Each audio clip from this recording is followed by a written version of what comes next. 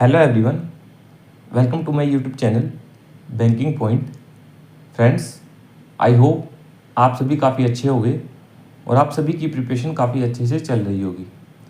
Friends, जैसा कि आप सभी आज की वीडियो के थंबनेल में देख ही पा रहे होंगे कि जो आज की वीडियो है वो इस टॉपिक के ऊपर है कि आपको क्लोज टेस्ट को, जो एक इंग्लिश सब्जेक्ट का आपका एक टॉपिक है, उसको आपको किस तरीके से अप्रोच करना चाहिए। ऐसी कौन कौन सी मिस्टेक्स हैं जो आपको नहीं करनी चाहिए जब आप क्लोज टेस्ट को सोल्व करते हो। क्योंकि जब भी आप क्लोज टेस्ट को सोल्व करते हो, काफ़ी सारे एस्पिरेंट बहुत सारी गलतियां कर देते हैं। किसी की एक्यूरेसी डाउन चली जाती है, कोई क्वेश्चन को अटैम्प्ट ही नहीं कर पाता है, और कुछ ऐसे एस्पिरेंट होते हैं जो इम्प्रूवमेंट करना भी चाहते हैं लेकिन प्रॉपर मिस्टेक्स ना पता होने की वजह से वो इम्प्रूवमेंट नहीं कर पाते हैं। तो आज हम उन सभी मिस्टेक्स के बारे में डिटेलिंग में डिस्कस करेंगे। चलिए फ्रेंड्स, हम शुरू करते हैं।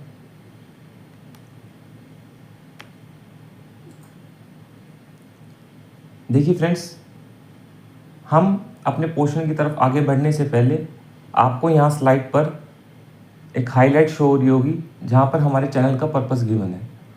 आप चाहें तो इसे पढ़ सकते हैं, जहाँ पर आपको ये बताया गया है, अगर मैं शॉर्ट में कहूँ तो, कि ये चैनल क्यों बनाया गया है।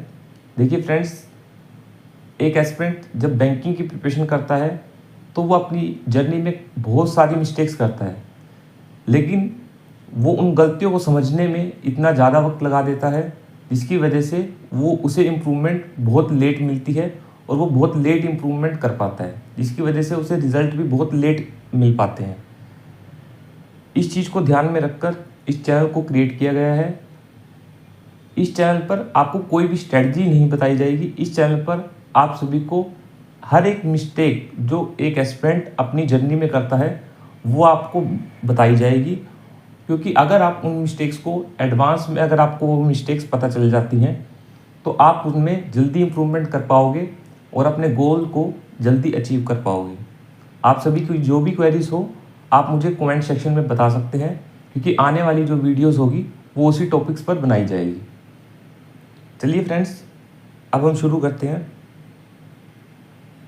देखिए फ्रेंड्स, हम यहाँ पर अब डिस्कस करते हैं कि एक क्लोज टेस्ट को जब आप सोल्व करते हो तो वहाँ पर आप ऐसी कौन कौन सी मिस्टेक करते हो जिसकी वजह से आपको इम्प्रूवमेंट नहीं मिल पाती है, और अगर आप उन मिस्टेक्स को ठीक कर लेते हो तो आपको इम्प्रूवमेंट बहुत ही जल्दी मिलेगी। देखिए फ्रेंड्स, जो सबसे पहली हमारी मिस्टेक है जो आप क्लोज टेस्ट को सोल्व करते टाइम करते हो वो ये है कि आप क्वेश्चन को इमीडिएटली सोल्व करने लग जाते हो विदाउट रीडिंग के।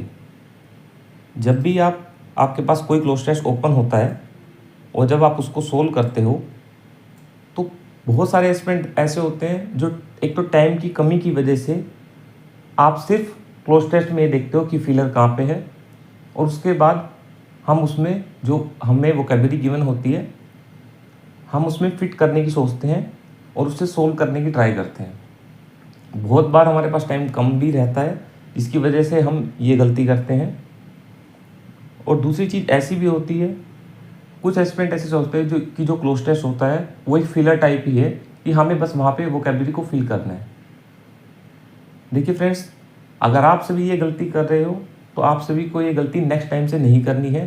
क्लोज टेस्ट को पहले आपको अच्छे से रीड करना होगा, उसके बाद ही आप उसमें जो भी वर्ड्स गिवन होते हैं आप उसको फिल कर सकते हो। अगर आप क्लोज टेस्ट को फिलर्स की तरह लेके चलते हो कि इसमें तो बस हमें वोकैबुलरी फिट करनी है जिससे बस आपका क्वेश्चन ठीक होना चाहिए, उसकी सेंस बन जानी चाहिए, तो वहाँ पर आपकी एक्यूरेसी डाउन होने के काफ़ी चांसेस बन जाते हैं। तो आप सभी इस चीज़ को नेक्स्ट टाइम से ध्यान में रखना। चलिए फ्रेंड्स, अब हम नेक्स्ट मिस्टेक को देखते हैं। देखिए फ्रेंड्स, सेकंड जो मिस्टेक है जो हम सभी करते हैं वो है ignoring other option while solving. यहाँ पर मेरा कहने का मतलब ये है कि जब भी आपको कोई फिलर शो होता है क्लोज टेस्ट में तो वहाँ पर आप ऑप्शन को चेक करते हो कि यहाँ पर कौन सा ऑप्शन फिट बैठेगा, कौन सी वोकैबुलरी यहाँ पर फिट बैठेगी। तो वहाँ पर जैसे ही आपको आंसर पता चल जाता है आप उस वोकैबुलरी को मार्क कर देते हो अपना आंसर मार्क कर देते हो। देखिए फ्रेंड्स, बहुत बार ऐसा होता है कि जब भी क्लोज टेस्ट में आप किसी भी अगर वर्ड को फिल करते हो तो आपको बाकी के ऑप्शन भी चेक कर लेने चाहिए, क्योंकि बहुत बार ऐसा होता है कि जिस भी वर्ड को आप फिल करते हो उसमें उससे रिलेटेड वर्ड यानी कि उसका सिनोनिमम उन्हीं ऑप्शन में गिवन होता है और वो सेंस के बेस पर जिस फिलर में आप फिल कर रहे हो वहाँ पर फिट बैठ जाता है। ऐसा बहुत बार होता है और जिन एस्पिरेंट ने ये गलती की है और जो अभी कर रहे होगे वो इस चीज़ को रिलेट भी कर पा रहे होगे। जब भी आपको किसी भी फिलर में अगर आपको लगे कि ये वर्ड मेरा आंसर है तो आप उसको इमीडिएटली टिक मत करो, आप बाकी के अदर ऑप्शन को भी चेक करो कि उससे कोई मिलता जुलता वर्ड आपके ऑप्शंस में गिवन तो नहीं है। इससे आपकी एक्यूरेसी भी इम्प्रूव होगी और आपके जो क्वेश्चन के गलत होने के चांसेस हैं वो भी बहुत कम हो जाएंगे। देखिए फ्रेंड्स, नेक्स्ट हमारी जो मिस्टेक है जो सभी एस्पिरेंट करते हैं वो है कि वोकैबुलरी के ऊपर फोकस ना करना। देखिए फ्रेंड्स, चाहे आप क्लोज टेस्ट को सोल्व करो चाहे आप फिलर्स को सोल्व करो, आपको वोकैबुलरी की बहुत ज़्यादा नीड होती है इंग्लिश में।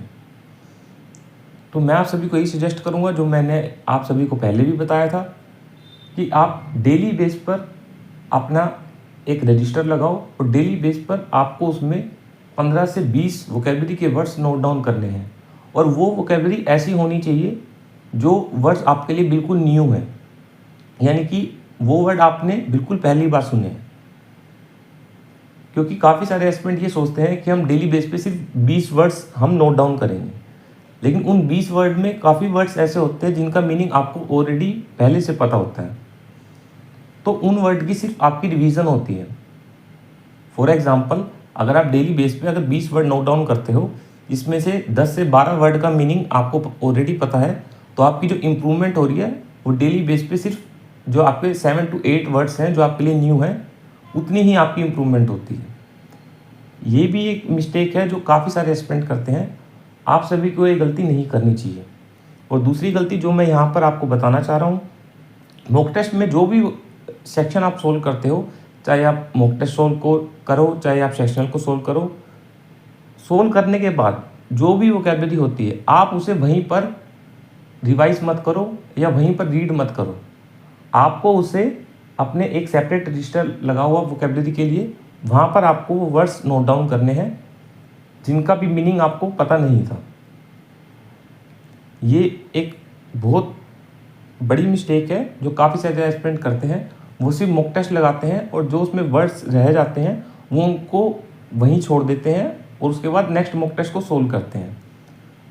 मॉक टेस्ट में जो भी वोकैबुलरी आती है वो आपके लिए बहुत इंपॉर्टेंट होती है, आपको वो नोट डाउन करनी है और डेली बेस पे आपको अपनी वोकैबुलरी में एडिशन करना है। डेली बेस पर आपको कुछ ना कुछ नए वर्ड्स सीखने हैं, वो आप डेली बेस पे अपनी नोटबुक में नोट डाउन करो और डेली बेस पे आपको उसकी रिवीजन करनी चाहिए, जिससे आपकी वोकैबुलरी भी बूस्ट होगी और आप जो भी जहाँ पर भी वोकैबुलरी का यूज़ होगा, चाहे आपके आरसी में फिल इन द बैंक्स हो, चाहे आपके क्लोज टेस्ट में हो, चाहे आपके फिलर्स हो, वहाँ पर आपको ये बहुत ज़्यादा हेल्प करेगा। देखिए फ्रेंड्स, जो एक नेक्स्ट मिस्टेक है जो काफ़ी सारे एस्पिरेंट करते हैं वो होता है ओवर अटेम्प्टेशन करना और गैस वर्क करना। देखिए फ्रेंड्स, आप कभी भी अगर कोई भी चीज़ सोल्व कर रहे हो, सबसे पहले देखिए फ्रेंड्स, जो इंग्लिश एक ऐसा सब्जेक्ट है जहाँ पर मोस्टली एस्पिरेंट को प्रॉब्लम यही रहती है कि हमारी एक्यूरेसी नहीं बन पाती है। देखिए फ्रेंड्स, मैं आप सभी को सबसे पहले यही सजेस्ट करूँगा, इंग्लिश में एक्यूरेसी मेंटेन करने का सबसे पहले यही तरीका है, आपको अपने अंदर कॉन्फिडेंस लेके आना होगा। इंग्लिश के जब भी आप किसी सेक्शन को सोल्व करो, किसी भी टॉपिक को सोल्व करो, तो आपकी पहली स्ट्रेटजी हमेशा यही होनी चाहिए कि मेरे को पहले एक्यूरेसी मेंटेन करनी है। सबसे पहले जब भी आप इंग्लिश को सोल्व करो तो जो गैस वर्क है आप उसको अवॉइड करो। सबसे पहले आप इस चीज़ को पहचानो कि जितने भी क्वेश्चन आपको आते हैं आप उनको फुल एक्यूरेसी के साथ सोल्व करो और उसके बेस पर अपनी प्रोग्रेस चेक करो कि आपकी प्रोग्रेस कितनी हो रही है। अगर आप फुल एक्यूरेसी रखते हो, उससे आपको अपना लेवल पता चलेगा और आपको ये भी पता चलेगा कि मुझे अभी और कितनी इम्प्रूवमेंट करने की नीड है अगर मैं फुल एक्यूरेसी के साथ चलता हूँ। अगर आप इस अप्रोच से चलते हो तो आपको डेफिनेटली बहुत अच्छी इम्प्रूवमेंट मिलेगी। और अगर आप गैस वर्क करना भी चाहते हो तो आप सिर्फ उन क्वेश्चन पे गैस वर्क करो जहाँ पर सिर्फ आपको 50-50% में आपको डाउट हो। ऐसा नहीं होना चाहिए कि जैसे हम जीके में भी ये गलती करते हैं कि अगर मान लो हमें 5 में से 3 ऑप्शन में अगर डाउट है तो हम उन्हें सोल्व कर दें। सबसे पहली प्रायोरिटी तो आप यही रखो, कॉन्फिडेंस बिल्डअप करने के लिए आप फुल एक्यूरेसी के साथ सिर्फ जो क्वेश्चन आपको फुल्ली श्योर हो जिन क्वेश्चंस में, आप उन्हीं को सोल्व करो और बाकी क्वेश्चन को आप अवॉइड करो। उस बेस पर अपना लेवल चेक करो और जो ओवर अटेम्प्टेशन है उसको अवॉइड करो। और कभी भी आप सभी को ये गलती भी नहीं करनी है कि अगर आपके पास टाइम कम रहता है तो कम टाइम में आप ज़्यादा क्वेश्चन को सोल्व कर लो बिना पढ़े। ये गलती भी ऐसी है जो सभी एस्पिरेंट करते हैं। आप सभी को इन मिस्टेक को ध्यान में रखना है।